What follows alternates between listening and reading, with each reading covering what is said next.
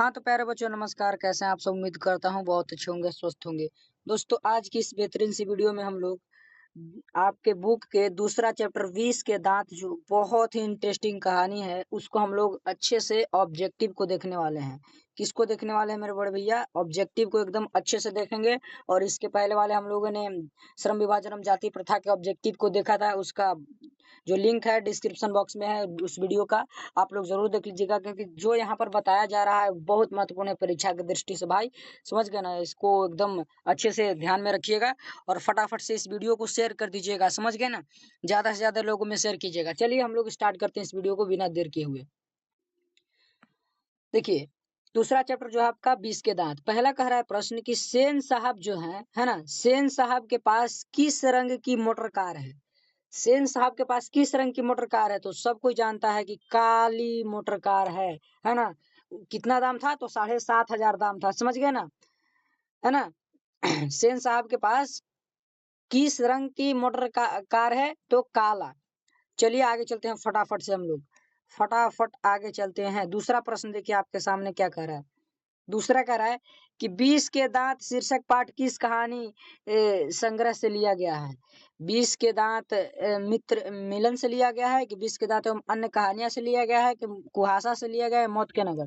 तो 20 के दांत तथा अन्य कहानियां से लिया गया है। दूसरा के बी नंबर ऑप्शन सही हो जाएगा, दूसरा के बी सही हो जाएगा। अब देखिए तीसरा क्या कह रहा है? तीसरा कह रहा है मेरे भैया, तीसरा कह रहा है कि वाकिफ। वाकिफ देखिए बहुत महत्वपूर्ण है। देखिए 23 में पूछा हुआ है अभी प्रश्न। वाकिफ शब्द का अर्थ क्या होता है? वाकिफ शब्द का अर्थ क्या होता है? परिचित। समझ गए ना? आप इस चीज के वाकिफ है यानी कि आप इस चीज से परिचित है, इसका मतलब ये होता है। चलिए आगे हम लोग देख लेते हैं, फटाफट से देख लेते हैं। यहाँ पर देख लेते हैं क्या कह रहा है। कह रहा है कि चौथा, नलिन विलोचन शर्मा पटना विश्वविद्यालय के हिंदी विभाग के अध्यक्ष कब बने? नलिन विलोचन शर्मा पटना विश्वविद्यालय के हिंदी जो आपका हिंदी विभाग के अध्यक्ष जो थे, कब बने मेरे बड़े भैया? सन 1958 ईस्वी में, है ना? 1958 में कि 1957 ईस्वी में कि 1963 ईस्वी में कि 1959 ईस्वी में? तो 1959 ईस्वी में पटना विश्वविद्यालय के हिंदी भाग के, है ना, हिंदी भाग के अध्यक्ष बने थे मेरे भैया। कौन सा सही हो जाएगा? 1959, ऑप्शन नंबर डी सही हो जाएगा, है ना? चौथा के ऑप्शन नंबर डी। अब आगे हम लोग फटाफट से चलते हैं। जितना से हो सके अधिक से अधिक आप लोग शेयर कर दीजिएगा इस क्लास को, बड़े भाई समझ गए? पांचवा कह रहा है कि आलोचकों के अनुसार प्रयोगवाद का वास्तविक प्रारंभ किसके कविताओं से हुआ? आलोचकों के अनुसार प्रयोगवाद का वास्तविक प्रारंभ किसके कविताओं से हुआ, है ना? किसके कविताओं से हुआ? तो पांचवा का क्या हो जाएगा? नलिन विलोचन शर्मा के कविताओं से हुआ। पांचवा के ए हो गया ऑप्शन करेक्ट आंसर। आगे देखिए, आगे कह रहा है, ज्यादा नहीं प्रश्न है आप लोगों के सामने, कुछ ही है प्रश्न, समझ गए ना? छठा कह रहा है कि नलिन विलोचन शर्मा के कहानियों में किसके तत्व समग्रता से उभर कर आए? नलिन विलोचन शर्मा के कहानियों में किसके तत्व है ना, तत्व समग्रता से उभर कर आए? राजनीतिकता के, मनोवैज्ञानिकता के, सामाजिकता के, इनमें से सभी। तो छठा के बी ऑप्शन मनोवैज्ञानिकता के हो जाएगा मेरे बड़े भैया, समझ गए ना? छठा के बी हो जाएगा यानी कि मनोवैज्ञानिकता के, समझ गए? इनकी कहानी मनोवैज्ञानिकता तत्व समग्रता से उभर कर आई है। अब देखिए सातवां कारक, 20 के तहत कहानी किस वर्ग के अंतर विरोधी हो? यह लिखा हुआ है आपका, अंतर विरोधों को उजागर करती है। किस वर्ग के अंतर विरोधों को उजागर करती है? यह कहानी जो है किस वर्ग के अंतर विरोधों को उजागर करती है? तो सातवां के सी हो जाएगा, मध्यम वर्ग के बड़े भैया, समझ गए? Option number C. चलिए आगे चलते हैं फटाफट से। शेयर आप लोग जितना हो सके जितना कीजिए, शेयर नहीं रुकिए मेरे भैया। खोखी किस भाषा का शब्द है? खोखा किसका नाम था? तो खोखा जो है सेन साहब के पुत्र का नाम था, हम है ना? सेन साहब के जो एकलौता पुत्र था, लाडला पुत्र था, उसका खोखा नाम था। तो खोखा खोखी ऐसे जो है ना बच्चे को कहाँ कहा जाता है? तो खोखा खोखी बच्चे को बांग्ला में कहा जाता है ना? किस भाषा का शब्द है? तो बांग्ला भाषा का शब्द है। देखिए नामा कह रहा है कि सेन साहब की कितनी लड़कियां थी? 5 लड़कियां थी, है ना। आलो, रजनी, शेफाली, इस प्रकार से कुछ नाम था। आरती और इस प्रकार से सीमा, इस प्रकार से नाम था मेरे बड़े भैया, समझ गए ना। तो 5 लड़कियां थी। सोफर का अर्थ क्या होता है? सोफर का अर्थ है, बहुत महत्वपूर्ण, देखिए 18 में भी पूछा है। सोफर का अर्थ है, नहीं यह 18 में नहीं पूछा है, दूसरा वाला 11 नंबर वाला पूछा है। सोफर का अर्थ क्या है? तो ड्राइवर, सोफर यानी कि ड्राइवर, बहुत महत्वपूर्ण है आपके जीवन के संबंधित। यदि कोई कह दे कि जाओ सोफर को बुला कर लाओ, तो क्या समझिएगा आप? समझना है कि ड्राइवर को बुला कर लाओ, समझ गए। अब देखिए 11 प्रश्न जो है 11वां क्या कह रहा है कि ऐसे ही लड़के आगे चलकर गुंडे, चोर, डाकू बनते हैं। यह पंक्ति किस, है ना, यह पंक्ति कहानी के किस पात्र ने कहा? यानी कि किसने कहा? सेन साहब की धर्मपत्नी ने, गिरधर ने, सेन साहब ने, सोफर ने। सेन साहब ने ही कहा था कि ऐसे ही लड़के, किसको कहा था? गिरधर को, यानी कि मदन के पिताजी को कहा था कि ऐसे ही लड़के आगे चलकर गुंडे, चोर, डाकू बनते हैं। क्योंकि वहां पर जो सोफर से झगड़ा कर दिया था, कार छूने के लिए वो बोला था, उसको धकेल दिया था सोफर, तो इसीलिए वहां पर उसके पिताजी ने, क्योंकि उन्हीं के कंपनी में इनके पिताजी, इनके मदन के पिताजी काम करते थे, इनके कंपनी में, तो खोखा के पिताजी के कंपनी में। तो खोखा के पिताजी यानी कि सेन साहब बुला करके बोले कि आपका जो लड़का है ऐसे ऐसे सोफर के साथ किया, ऐसे ही लड़के आगे चलकर गुंडे, चोर, डाकू बनते हैं। यह पंक्ति कहानी के किस पात्र से है? तो सेन साहब के पात्र, सेन साहब ने कहे थे। 12वां कह रहा है नलिन विलोचन शर्मा की मृत्यु कब हुई?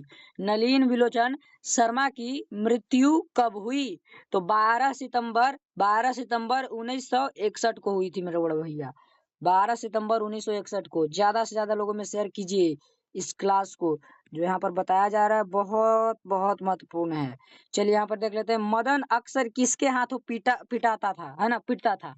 मदन अक्सर किसके हाथों पिटता था? माता के, सेन साहब के, खोखा के, पिता के हाथों हमेशा पिटता रहता था, मतलब पिटाता रहता था। पिताजी उसको मारते रहते थे हमेशा।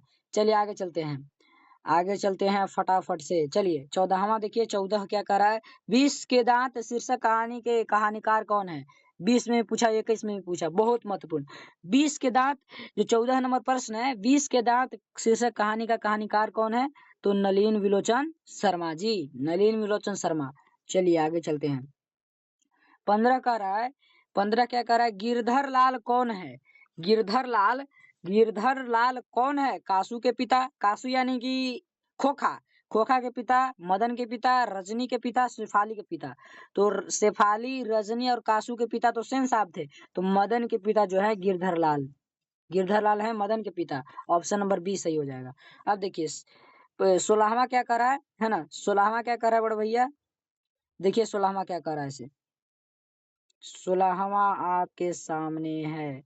देखिए क्या कह रहा है, 16वां कह रहा है सेन साहब सेन साहब की पांचों लड़कियां कैसी थी? उदंड, नासमझ, मूर्ख, सुशील। तो सेन साहब की जो पांचों लड़कियां थी, पांचों लड़कियां सुशील थी, है ना, सुशील थी।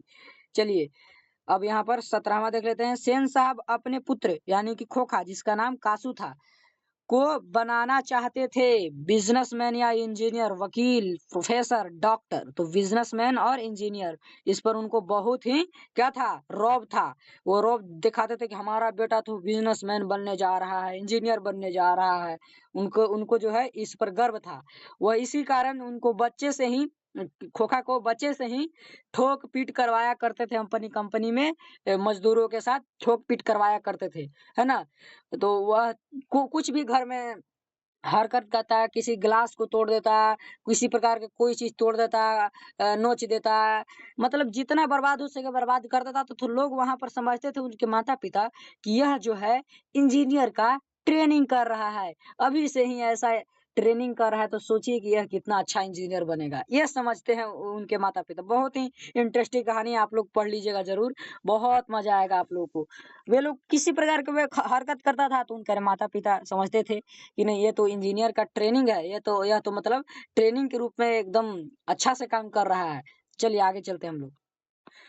18वां कह रहा है कि मदन की उम्र क्या थी? 5-6 साल, 7-8 साल, 3-4 साल, 9-10 साल। तो मदन की उम्र जो है कितने वर्ष थी? तो 5 से 6 साल थी। मदन किसका पुत्र था? तो मदन गिरधर लाल का पुत्र था। आगे चलते हैं फटाफट से। 19वां देखिए क्या कर रहा है।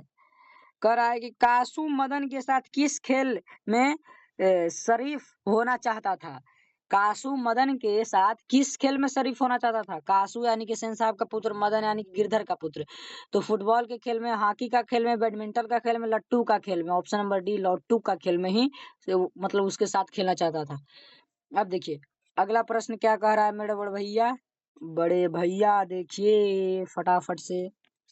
मदन विश्वा कह रहा है कि मदन कासू के कितने दांत तोड़ डाले? इसी कारण वहां पर इस कहानी का नाम पड़ा था विष के दांत, क्योंकि उसका पुत्र जो था बहुत बदमाश था। एकदम एक तरह से कह सकते हैं कि विष के एकदम, जैसे उसके माता पिता उसी तरह के वो लाड प्यार देते रहे तो वो बिगड़ गया था। दूसरों को भी नुकसान पहुंचाता था, गाली दे देता था, बहुत रौब जमाता था दूसरे बच्चों पर, या समझ गए ना। तो उसको कोई बोलता भी नहीं था क्योंकि बिजनेसमैन का बेटा था, है ना। तो मदन कासू के कितने दांत तोड़ लिए? जो मदन था उसका जो किरानी था, किरानी इसका पिता था। किसका किरानी था? तो सेन साहब के किरानी था मदन के पिता गिरधर। तो उसका बेटा जो है यानी कि मालिक के बेटा किरानी के बेटा से लड़ गया, समझ गया ना। लड़ गया तो 2 दांत तोड़ डाला। इसी कारण इस कहानी का नाम 20 के दांत रखा गया, है ना। 20 के दांत रखा गया क्योंकि बहुत ही बदमाश, शरारत, एकदम 20 के जैसा व्यवहार रखने वाला कासू का मदन ने दांत तोड़ डाला। अब देखिए आगे क्या कह रहा है। 21वां प्रश्न आपके सामने। गिरधर लाल की किसकी फैक्ट्री में किरानी था? देखिए आगे प्रश्न, मुखर्जी साहब की, सिंह साहब की, पत्रकार साहब की, सेन साहब की फैक्ट्री में। देखिए सिंह साहब सेन साहब में कितना फर्क है? बहुत कम फर्क है, लेकिन आपको ध्यान से मारना है मेरे भैया, समझ गए ना। सेन साहब की हो जाएगा। ध्यान से आप लोग देखिएगा और वहां पर प्रश्न को ध्यान से एकदम अच्छे से सोल्व करना है। चलिए देख लेते हैं आगे क्या कह रहा है। 22वां कह रहा है ना। 22वां कह रहा है कि सेन साहब किसके व्यंग से ऐठ कर रह गए? पत्रकार महोदय के व्यंग से, मुखर्जी साहब के व्यंग से, सिंह साहब के व्यंग से, गिरधर लाल के व्यंग से। यानी कि किसके व्यंग से ऐठ कर रह गए, है ना। कौन? सेन साहब। तो पत्रकार साहब जो थे, पत्रकार महोदय, उनके व्यंग से ऐठ करके रह गए थे। मदन किसका पुत्र था? तो मदन गिरधर का पुत्र था। 20 के दांत पाठ की कौन सी विधा है? तो कौन सी विधा है? कहानी विधा है 20 के दांत। समझ गए ना विधा। आप लोग ध्यान में रखिएगा। देख रहे हैं कितना प्रश्न पूछा, 19 में पूछा, 21 में पूछा था। 20 के दांत पाठ की कौन सी विधा है? तो कहानी, है ना। अब देखिए 25 कह रहा है कि सेन साहब की कार की कीमत है, मैंने पहले ही बताया, 7,500, है ना। सेन साहब की कार की कीमत कितनी है? 7,500। नलिनी विलोचन शर्मा का जन्म कब हुआ? तो 18 फरवरी 1916 को, 18 फरवरी 1916 को नलिनी विलोचन शर्मा का जन्म हुआ था। अब देखिए आगे देख लेते हैं। अब जन्म स्थान भी पूछ दिया है ना। जन्म कहाँ हुआ था? आखिर भैया नलिनी विलोचन शर्मा का जन्म कहाँ हुआ था? गांधी घाट पटना में, कृष्ण घाट पटना, बदर घाट पटना, रानी घाट पटना। तो बदर घाट पटना में नलिनी विलोचन शर्मा जी का जन्म हुआ था, समझ गए। नलिनी विलोचन शर्मा के पिता का नाम क्या था? पंडित रामावतार शर्मा। क्या? पंडित रामावतार शर्मा। ऑप्शन नंबर ए सही हो गया आपका। चलिए 19वां देख लीजिए, 29वां देख लीजिए। नलिनी विलोचन शर्मा के माता जी का क्या नाम था? नलिनी विलोचन शर्मा के माता जी का क्या नाम था? तो नलिनी विलोचन शर्मा के बड़े भैया माता जी का फटाफट से आप लोग नाम बता दीजिए। तो नलिनी विलोचन शर्मा के माता जी का नाम रत्नावती शर्मा था। क्या था? रत्नावती शर्मा था। आप लोग भी एकदम मन में आंसर को फिट रखिएगा ताकि आपका भी प्रैक्टिस हो जाए। देखिए 32 ही प्रश्न है केवल। दृष्टिकोण किनकी रचना है? दृष्टिकोण नलिनी विलोचन शर्मा की रचना है। लड़कियां क्या है? कठपुतलियां है। इसे, है ना, किसे इस बात पर गर्व है? लड़कियां क्या है? कठपुतलियां हैं। किसे इस बात पर गर्व है? तो है ना, किसको गर्व है? माता पिता को। किनके माता पिता को? जो आलो से फाली है उन्हीं का बात हो रहा है। जो 5 लड़कियां थी सेन साहब की लड़कियां कहीं बात हो रहा है। तो किसको गर्व है? तो सेन साहब को गर्व है कि लड़कियां हमारी जो कठपुतलियां हैं। है ना, सेन साहब के सेन दंपति को, यानी कि सेन साहब और उनकी पत्नी को। अब देखिए 32वां क्या कर रहा है आपके सामने है।